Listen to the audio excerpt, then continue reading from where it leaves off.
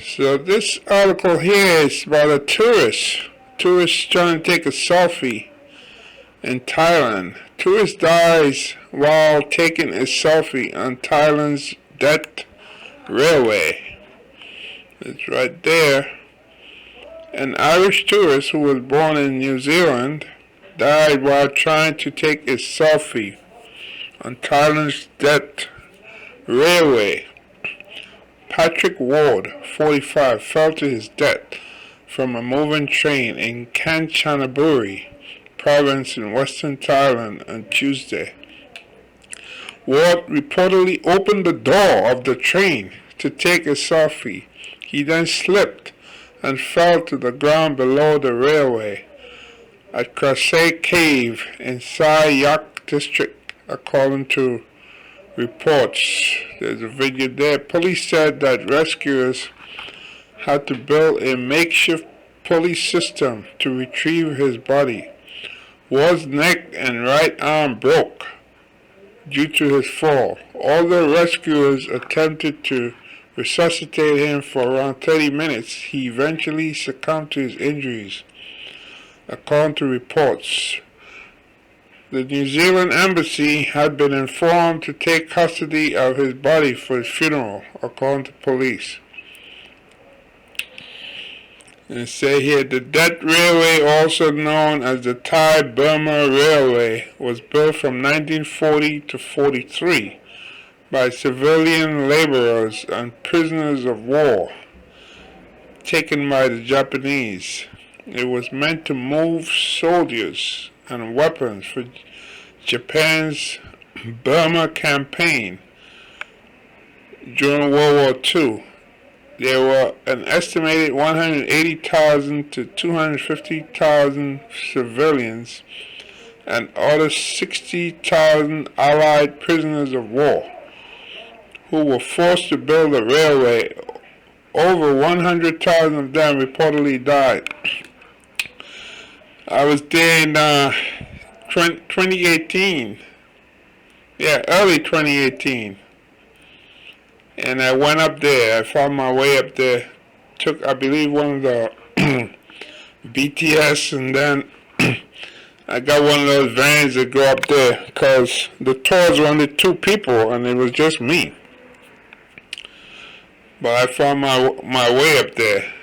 I do have a video. I'm trying to see if I can put the link to this. And it's interesting that the Japanese did something the British couldn't do. And I learned all this in the War Museum. There's a War Museum right across from the cemetery where many of these war prisoners are buried, especially like the Dutch. A number of Dutch prisoners were captured who were working as slaves. And I read that the Japanese didn't know anything about railroads, railways, anything like that, you know. Now you see Japan with its high-speed trains and railroads and so forth. No, they didn't know anything about that. No concept whatsoever. Remember Japan, go back to around the 1860s in the 19th century, when the American, I think it was Commodore, Commodore Matthew Perry, we learned this in high school, went to Tokyo Bay and shot a cannon into Tokyo Bay. Japan was like a closed-off country back then. They didn't want to deal with anything. They didn't even have a navy. Not even the navy. Nope. So anyway, they sent their engineers to England, and that's where they learned about railroads and how to build railroads and so forth. So fast forward, the British were trying to build railroads through the mountains from Burma. You know, if you keep going from Burma and you look at a map, if you go from Burma, you can get to India. And the British were trying desperately, very hard, but they couldn't do it. The Japanese came in with slave labor and with other labor. They were able to They were able to build railroads through the mountain. They were able to, and this is what was mentioned at the War Museum. They were able to do something that the British, who taught them how to build railroads, were unable to do. Because the Japanese wanted to get from Burma to India, where the British, as you know, India used to be a colony of the United Kingdom. So the Japanese wanted to get over there and land. That's why they wanted to have that railroad so they could carry munitions and they could continue the war against the British and beat the British as much as they could, like they did to the Dutch in Indonesia, for example. You know, they just went through Indonesia like that and chased the Dutch out, who've been in there for like over 300 years. The Dutch were in Indonesia, and the Japanese were able to do it, I guess, in weeks or months. They were to get rid of the Dutch. They were a very, very powerful force. They were all over Asia, especially Southeast Asia. They were all over. They were in Hong Kong. They were in the Philippines eventually. Even though the American forces were there, the Japanese ended up there. From what I understand, they parachuted in. They came in north of Manila. They didn't drop directly in Manila. They came in north of Manila, and they moved down south toward Manila. And then they asked the American general at the time to surrender all forces. And he didn't want to do that. He said, well, he surrendered partly. Some forces, the Japanese refused. They said, no, you have to surrender all the American forces in the Philippines. And that's exactly what happened. And then you might have heard of the Bataan Death March, where the Japanese had all these prisoners, American prisoners, march a very long walk into a place called Bataan, and they called the Bataan Death March. If you ever visit the Philippine embassy in Washington, D.C., there's a street right next to it that's named Bataan, Bataan, Bataan, after that same area where the Americans were marched.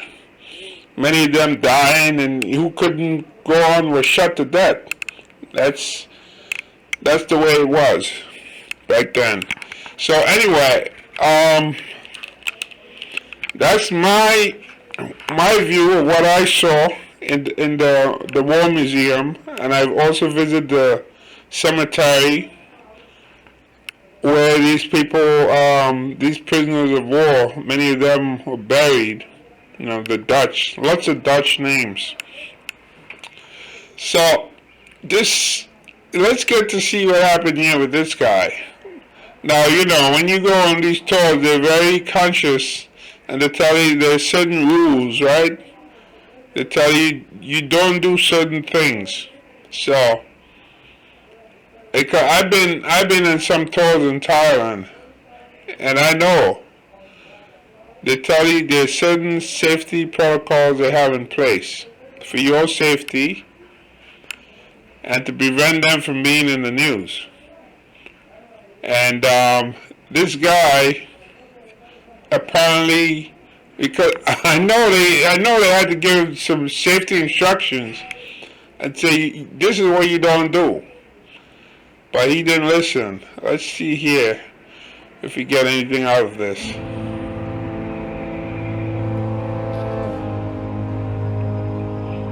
Is there any sound in this? Oh yeah, there is some music. That's the train. The River Kwai Bridge. Yeah?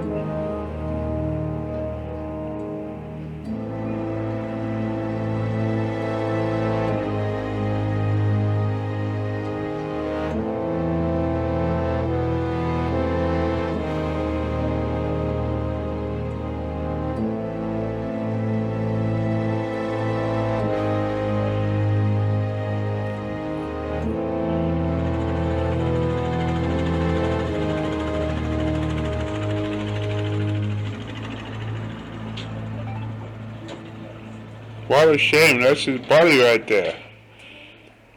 Well, you know what? I didn't go on the train, but I did walk on the tracks.